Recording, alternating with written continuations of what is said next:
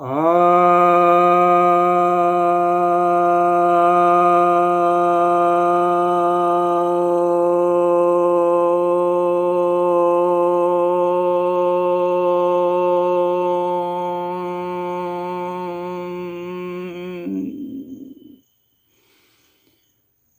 भक्तजनों को सप्रेम नमन। भक्तों, आज एक बहुत महत्वपूर्ण जिज्ञासा और दार्शनिक गवेषणा और दार्शनिक विवाद पर चर्चा करने जा रहा हूँ। बात दरअसल यह है कि कुछ लोग यह कहते हैं कि पहले आइडिया आता है, उसके हिसाब से पदार्थ बनते हैं, उसके हिसाब से हम कोई भी ढांचा बनाते हैं। और कुछ लोग यह कहते हैं, कुछ दार्शनिक यह कहते हैं कि नहीं, जो पदार्थ पहले भौतिक परिवर्तन होता है, उस भौतिक परिवर्तन के अनुसार ही हमारे दिमाग में आइडिया बनता है। जैसे कि कार्ल मार्क्स, और जो पहला उदाहरण है जैसे कि स्पिनोजा, डेकार्टे, जो पश्चिम के दार्शनिक हैं। और हमारा भारत क्या कहता है, सनातन धर्म क्या कहता है, इस विषय पर यह देखेंगे हम। पहले यह हम देख लें, जो लोग ऐसा मानते हैं कि ये दोनों बिल्कुल ही अलग अलग धारा है, बिल्कुल समानांतर चल रहा है, पैरेलल चल रहा है, तो वे लोग मानते हैं कि पदार्थ एक अलग धारा है और यह जो है आइडिया एक अलग धारा है। तो ऐसे लोग फिर इन दोनों के बीच में आपस में संबंध कहाँ हो सकता है, इनका तालमेल कैसे होगा अगर इन दोनों धाराओं को आप अलग मानेंगे, उसके विषय में ये सब लगातार विवाद करते आते हैं और इसका इनको हल नहीं मिलता है। हालांकि कुछ लोगों ने हल निकाला, दोनों का मीटिंग ग्राउंड निकाला कि आइडिया और पदार्थ कहाँ पर मिलेंगे, भौतिक सत्ता और आध्यात्मिक सत्ता का मिलन कहाँ होगा। तो इसके लिए उन्होंने निकाला कि ये जो पीनियल ग्लैंड है शरीर में, वहाँ पर इन दोनों का मिलन होता है और वहाँ से जो है वहाँ दोनों का इंटरेक्शन होता है और वहाँ से सूचनाएं इधर से उधर आदान प्रदान होती हैं। तो इन सूचनाओं के आधार पर फिर कोई भौतिक परिवर्तन होते हैं, या कोई भौतिक परिवर्तन हो जाए तो फिर सूचनाएं बनाई जा सकती हैं, कोई सिद्धांत, फिलॉसफी बनती है। तो वहाँ जो इंटरेक्शन होता है उसके कारण ही पदार्थ और विचारों का एक्सचेंज होता है, आइडिया का एक्सचेंज होता है। हालांकि स्पिनोजा ने इस बात को कहा था कि दो रियलिटी नहीं हो सकती है, रियलिटी तो कोई एक ही होगी। तो उन्होंने यह भी कहा था कि पदार्थ और आइडिया निश्चित ही रूप से किसी न किसी मामले में एक ही है।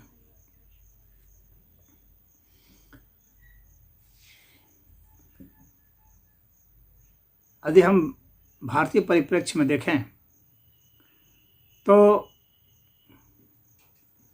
सनातन धर्म में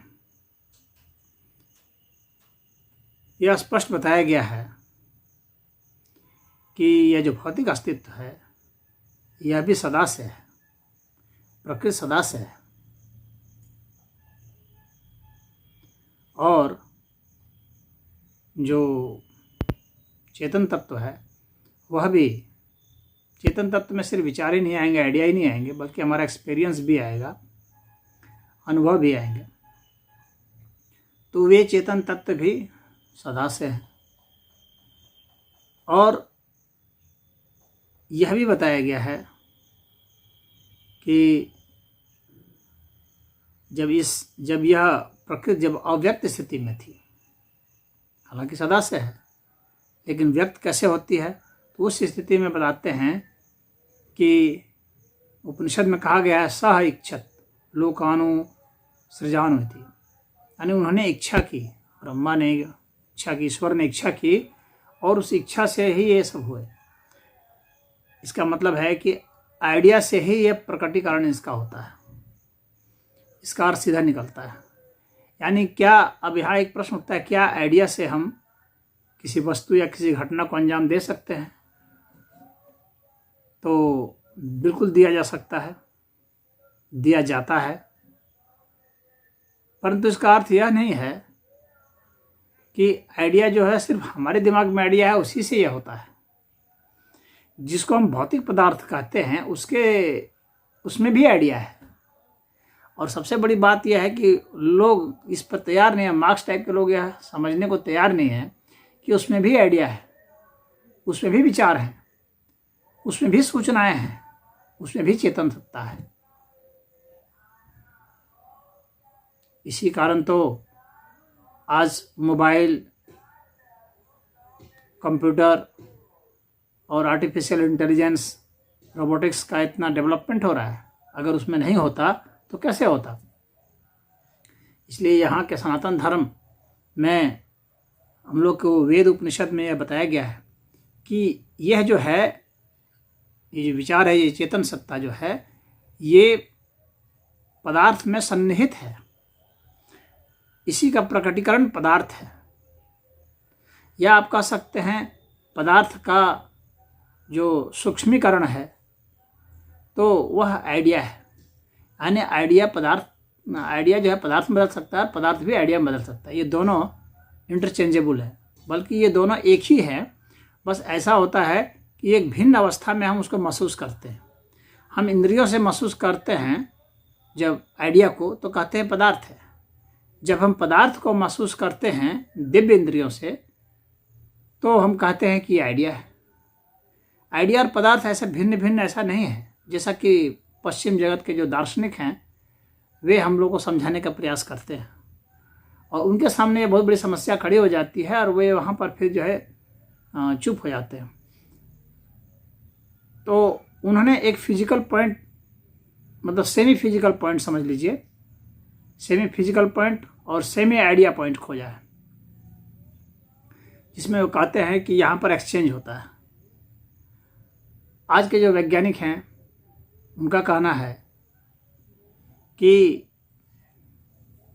ये एक्सचेंज अवश्य ही होता है,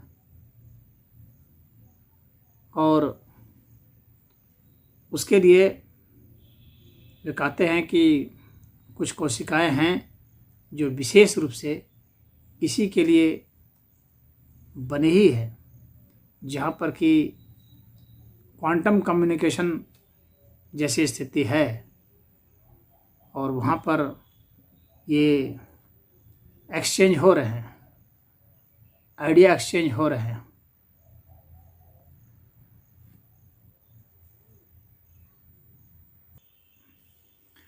रोजर पेनरोज ने तो बताया कि माइक्रोट्यूब्यूल जो सेल ऑर्गेनेल है उसमें माइक्रोट्यूब्यूलिन एक प्रोटीन होता है, तो वह जो है रेस्पॉन्सिबल है, जिम्मेवार है एक्सचेंज के लिए, और वहाँ से सूचनाएं पूरे शरीर में एक साथ फैला दी जाती है। तो बताया कि वहाँ पर क्वांटम कम्युनिकेशन हो रहा है, जिसके कारण ऐसा होता है। खैर, माइक्रोट्यूब्यूल है या माइक्रोट्यूब्यूलिन है, माइक्रोट्यूब्यूल में माइक्रोट्यूब्यूलिन है प्रोटीन, तो प्रोटीन भी जो है एक फिजिकल ढांचा है, और वहाँ पर जो कम्युनिकेशन है तो वो कह रहे हैं कि वो क्वांटम कम्युनिकेशन है, वो एनर्जी फील्ड में आ जाता है। तो पदार्थ और एनर्जी का वहाँ एक्सचेंज हो रहा है। फिर एनर्जी और चेतना का एक्सचेंज, क्योंकि हम आइडिया को एनर्जी नहीं कह सकते, एनर्जी के रूप में इसका प्रकटीकरण होता है, फिर एनर्जी के रूप में ही फिर फिजिकल स्टेट पर आ जाता है, भौतिक क्षेत्र में आ जाता है, पदार्थ में आ जाता है, मैटर में आ जाता है। लेकिन आइडिया उससे भी सूक्ष्म है। जो ऊर्जा है उसका उपयोग आइडिया करता है, लेकिन जो आइडिया है वह ऊर्जा से ज़्यादा सूक्ष्म है।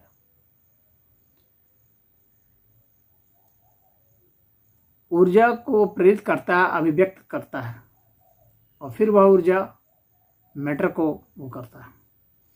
तो अलग अलग स्टेट पर है, हालांकि हैं ये सब एक ही, अलग अलग चीज़ नहीं है। एक ही अस्तित्व के, एक ही रियलिटी के ये भिन्न भिन्न एस्पेक्ट हैं, भिन्न भिन्न जो है अलग अलग स्तर पर इनकी अभिव्यक्ति है, और भिन्न भिन्न स्तर पर हमारा इनके प्रति बोध है। तो हम जिन जिन इंद्रियों से महसूस करते हैं वो दिखते हैं। तो शास्त्र में तो बता दिया गया है कि इच्छा जो है वो ज़्यादा सूक्ष्म है। उसकी सूक्ष्मता में तो खैर कोई भी विवाद नहीं है कि आइडिया ज़्यादा सूक्ष्म है मैटर से, इसमें तो कोई विवाद नहीं होता है। और जो ज़्यादा सूक्ष्म होता है उसका परवेजिवनेस, उसका पेनिट्रेशन ज़्यादा होता है, वो ज़्यादा भेद सकता है। तो इसलिए भेदने की ताकत उसमें आइडिया में ज़्यादा है मैटर से, इसलिए मैटर के भीतर से ही वो अपना काम कर लेता है, और मैटर को उसके अनुसार काम कर लेना पड़ता है। परंतु उसका मतलब यह नहीं है कि परिस्थितियां जो है आइडिया को जन्म नहीं देती हैं। तो ये चूंकि सब एक ही चीज़ है, एक ही रियलिटी है, बस हम यह अगर अपने को यूनिडायरेक्शनल सिस्टम से सोचते हैं तभी हम सोचते हैं कि इधर से आइडिया से आया मैटर में गया। अगर हम इधर से सोचेंगे तो मैटर से भी आएगा, आइडिया में जाएगा। तो हम दोनों डायरेक्शन से सोच सकते हैं, और इनसे हम परे भी हो सकते हैं कि और तीसरी भी अवस्थाएं हो सकती हैं, होती हैं, जो कि इन दोनों को प्रभावित करती हैं। एक संधि क्षेत्र भी हो सकता है जो कि इन दोनों का मिला जुला स्वरूप हो सकता है, वह इन दोनों के कैरेक्टरिस्टिक्स को रखता हो, गुण रखता हो, तो उससे ये प्रभावित होते हो। तो इसीलिए गीता में तो स्पष्ट कर दिया गया है कि वासुदेवः सर्वमिति, वासुदेव ही सब है और कुछ नहीं है, एक वासुदेव के सिवा कुछ नहीं है। वेद में भी कहा गया है एको ही रुद्रो न द्वितीयाय तस्थुः, एक रुद्र ही है और कुछ भी नहीं है, और दूसरा कुछ नहीं है। एको ब्रह्म द्वितीयो नास्ति, ब्रह्म संहिता में भी कहा दिया गया, ब्रह्म के सिवा कुछ नहीं है। तो दो भिन्न रियलिटी, पैरेलल रियलिटी का कोई मतलब नहीं है। एक ही रियलिटी के वे दो स्वरूप हैं जो कि अलग अलग समय अलग अलग प्रकटीकरण करते हैं। तो आइडिया के विषय में, मैटर के विषय में ऐसा ही है। तो यह समझ लेना चाहिए कि दोनों इंटर कन्वर्टिबल हैं। वैसे आइडिया जो है ज़्यादा सूक्ष्म है, इसके कारण ज़्यादा प्रभावी है, व्यापक है, और वह प्रकट होता है, उसको पकड़ना थोड़ा कठिन होता है, और उसके कारण ही वह इन पदार्थों को गति दे पाता है, प्रकट करा पाता है। और अपने को, स्वयं को, यानी उसका आइडिया का समझ लीजिए कि दो स्वरूप होगा। एक तो आइडिया जो है सिर्फ आइडिया के रूप में है, और एक आइडिया जो है पदार्थ के रूप में भी है, यानी पदार्थ में आइडिया है। यानी पदार्थ का जो अस्तित्व है, पदार्थ का अन्य जहाँ विभाजन और संयोजन हो रहा है, तो उसका जो अस्तित्व है, उसका अस्तित्व 1/4 ही माना गया है वैदिक प्रणाली सिस्टम के अनुसार से। और उस 1/4 का जो अस्तित्व माना गया है, विज्ञान जगत यह कहता है कि इस प्रकृति का सिर्फ 5% ही है जो कि मैटर है और एनर्जी है। बाकी डार्क मैटर और डार्क एनर्जी है 95%। तो जब इनका अस्तित्व विज्ञान भी मान रहा है कि मैटर का अस्तित्व इतना है और डार्क मैटर और डार्क एनर्जी का अस्तित्व है, तो मान लीजिए कि इनको ये 100% मान के चल रहे हैं, लेकिन यह भी ये मान रहे हैं कि यह संपूर्ण अस्तित्व यही नहीं हो सकता है। यह नहीं कि डार्क मैटर, डार्क एनर्जी और मैटर और एनर्जी बस यही चार का अस्तित्व है, बस ऐसा नहीं है। इनके अलावा जो है, जो चेतन सत्ता है, कॉन्शियसनेस जो है, उसका अस्तित्व भी वैज्ञानिक धीरे धीरे मानने लगे हैं। और वह जो चेतन सत्ता है वो इनसे इनकी पकड़ में नहीं आ सकता है, क्योंकि वह इन्हीं का सबसे सूक्ष्माति सूक्ष्म स्वरूप है, जिसको कि हम न संयोजित कर सकते हैं न विभाजित कर सकते हैं। और वे जो प्रकट होते हैं जोड़ के रूप में, जो दिखते हैं, वो वास्तव में वे ऊर्जा के रूप में है। वैसे आइडिया जो ऊर्जा के रूप में है वे जोड़ के रूप में दिखते हैं, न कि आइडिया। जैसे कि इन्हीं का कहना है कि जैसे कि मान लीजिए आपने एक वाक्य बोला, फिर दूसरा वाक्य बोला, ये दो आइडिया हुआ, इनका जोड़ हुआ, तो आइडिया भी तो जुड़ रहा है। कुछ लोगों का ऐसा सोचना है, ये आइडिया नहीं जुड़ रहा है। आइडिया तो इस तरह से विभाजित नहीं है, आइडिया तो एक अस्तित्व है। उस आइडिया का यह जो है एक भौतिक प्रकरण है। हालांकि यह इतना स्थूल भौतिक भी नहीं है कि इसको हम पदार्थ कह दें सीधे सीधे, लेकिन यह ऊर्जा के स्तर पर तो है ही। शब्द जो है या विचार जो है, जो चित्र के रूप में आते हैं, जब हम लिखते हैं तो चित्र रूप में आते हैं, बोलते हैं तो शब्द रूप में, ध्वनि रूप में। तो ये जो आइडिया हैं ये वास्तव में आइडिया के स्थूल स्वरूप हैं, जो कि प्रकट हुए हैं ऊर्जा के रूप में। आइडिया नहीं है ये, मूलतः ये आइडिया नहीं है, आइडिया का प्रकटीकरण है। आइडिया तो इस तरह से खंडित नहीं है, वो अखंड है। ज्ञान तत्व जो है वो अखंड है, और वहां से आइडिया आता है। अब वह किसी की पदार्थ की प्रतिक्रिया में भी आ सकता है, उसमें ये क्वालिटी है, और स्वतः ऐसे भी प्रेरित होकर के आ सकता है। तो वह आइडिया जो कि सिर्फ आइडिया के रूप में अभी है विद्यमान, और वह आइडिया जो पदार्थ में है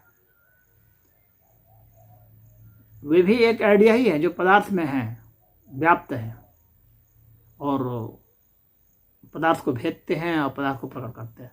परंतु इतना ऐसे नहीं समझना चाहिए कि सिर्फ वही आइडिया है, स्वतंत्र आइडिया भी है, क्योंकि आइडिया का जो अस्तित्व है वह ज़्यादा बड़ा है बनिस्पत की इन पदार्थों के अस्तित्व से।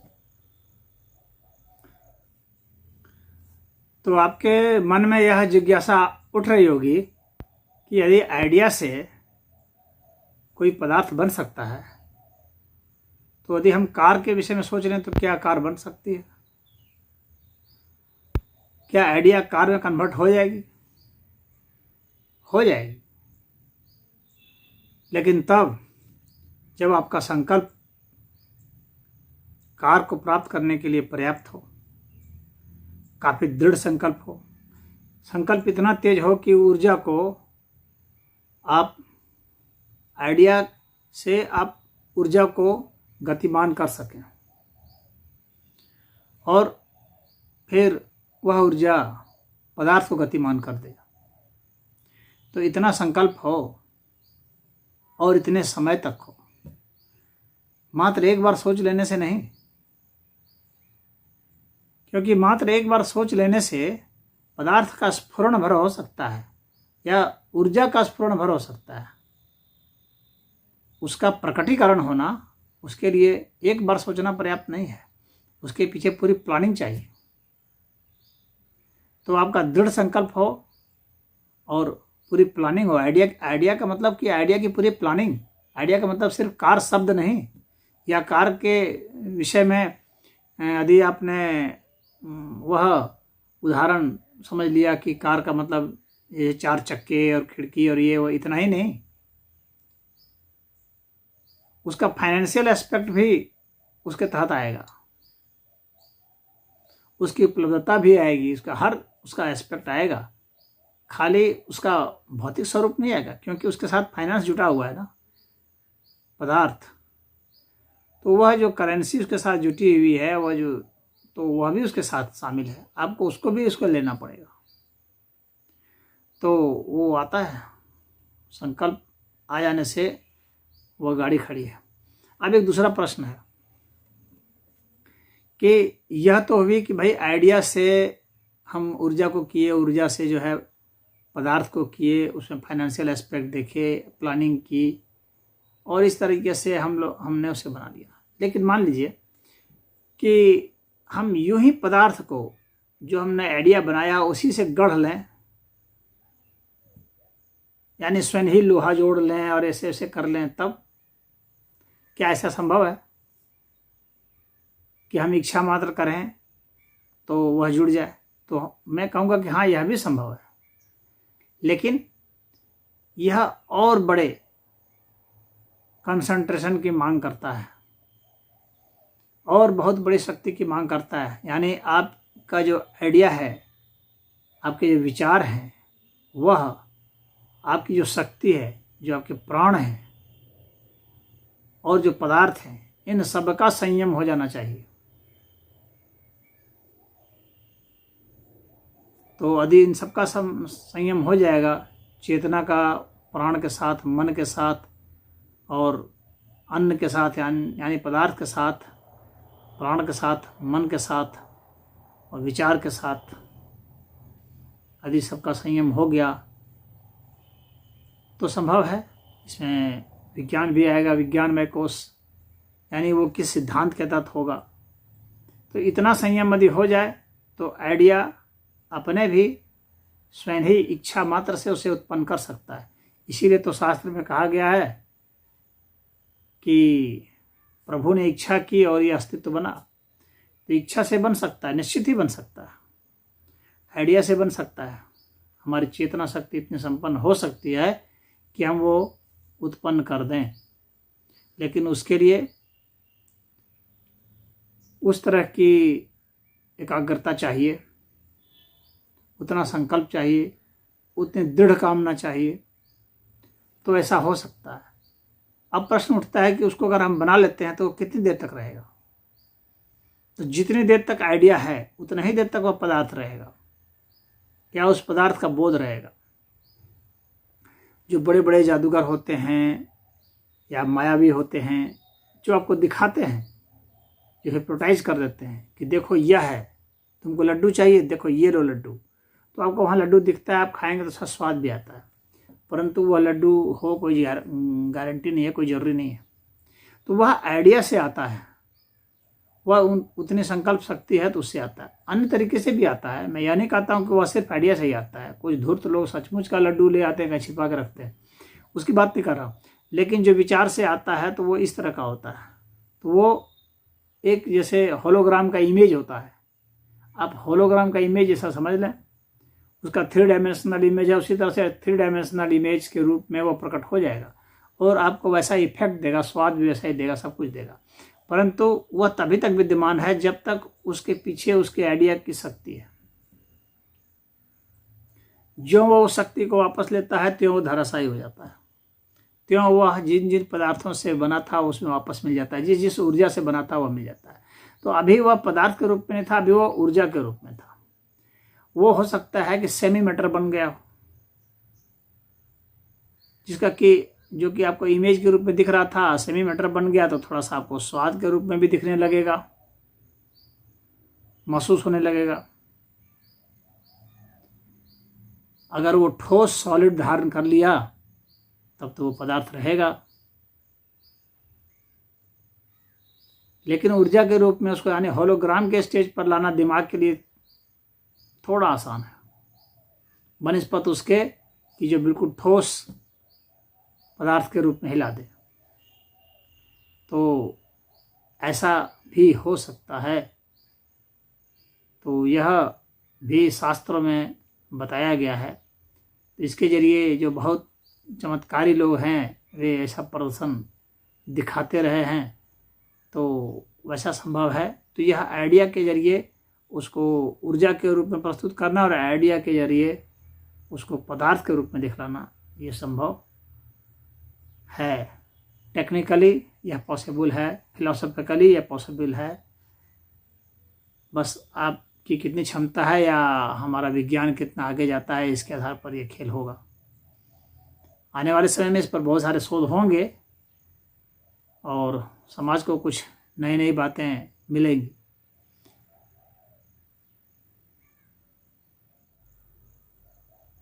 तो अब वे जो आइडिया हैं वे स्वतंत्र रूप से कार्य करते हैं और वे प्रेरित करते हैं जो पदार्थ अभी सूक्ष्म हो चुके हैं उनको स्थूल होने में और प्रकट करने में करते हैं। तो उसमें आइडिया का ही समावेश होता जाता है, तो वो स्थूल होते जाते हैं और वे ही उनको फोर्स देते हैं। जो फोर्स हम लोग सामान्य रूप से जो फोर्स बताते हैं कि चाहे किसी भी प्रकार का न्यूक्लियर फोर्स हो, चाहे ग्रेविटेशनल फोर्स हो या और भी कोई भी फोर्स जो है, तो इन फोर्स को वह प्रेरित करता है। यानी इन फोर्स का जो फोर्स है वो आइडिया है, जिसके कारण ही ये फोर्स चलते हैं और पदार्थों को गति देने में काम आते हैं। तो मैं समझता हूँ कि आइडिया और पदार्थ के जो अंतर संबंध हैं वह आप लोग समझ गए होंगे और यह सनातन धर्म का जो परिप्रेक्ष्य है इसको मैंने रखा है। और जो पश्चिम के जो दार्शनिक हैं तो उनका जो ये है भिन्न भिन्न इनको आंकना और उनको मिलाने की जुगत में वे बैठे हुए हैं, तो वे अभी किसी ठोस निष्कर्ष पर नहीं पहुंच पा रहे। हालांकि वैज्ञानिक सब प्रयास कर रहे हैं, लेकिन दार्शनिकों ने वहाँ पर जो थोड़ा बहुत काम किया तो वे असल में अंत में आकर कंफ्यूज हो गए कि कैसे ये आइडिया कैसे जो है एक्शन में आता है, कैसे पदार्थ को प्रेरित करता है, क्या पदार्थ आइडिया को प्रेरित कर सकता है। तो दोनों वहाँ डायकोटोमी हो गई, दो भाग होकर के चलने लगे और वे आपस में टकराने लगे। उनका कोई निष्कर्ष अंततः समाज के लिए नहीं निकल पाया कि समाज के सामने वो कॉन्सेप्ट क्लियर हो जाए। लेकिन यहाँ वैदिक प्रणाली में, सनातन धर्म में बिल्कुल कॉन्सेप्ट क्लियर है। जो अच्छा से समझते हैं, जिन्हें आत्मबोध है, उनके लिए यह कोई बहुत बड़ी समस्या नहीं है, वे आराम से इसे सुलझा सकते हैं। आज तो इतना ही। ओम।